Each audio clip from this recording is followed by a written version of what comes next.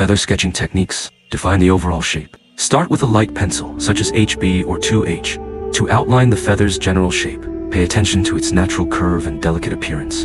Feathers are typically symmetrical, but may have slight irregularities or broken edges for a more realistic look. Draw the shaft central rachis. The rachis is the central spine of the feather and should be drawn with slightly heavier strokes using a 2B or 4B pencil to give it depth. The thickness of the shaft usually tapers from the base to the tip, so adjust your strokes accordingly. Create the layering of barbs. Extend short, flowing strokes outward from the rachis to represent the barbs. These strokes should follow the natural direction of feather growth. Varying the pressure and length of the strokes helps achieve a realistic texture. Enhance texture and details. To make the feather more detailed, leave subtle gaps between some of the barbs. This enhances the feather's light and airy feel. Use an eraser to lift highlights, especially where light may naturally hit the feather. Add shadows and smooth transitions. Use an HB or 2B pencil to deepen shadows along the rachis and between the barbs. A blending stump or tissue can be used to soften shading and create a more natural transition. While maintaining the feather's delicacy, refine the edges. Feather edges are rarely perfect. Adding small notches,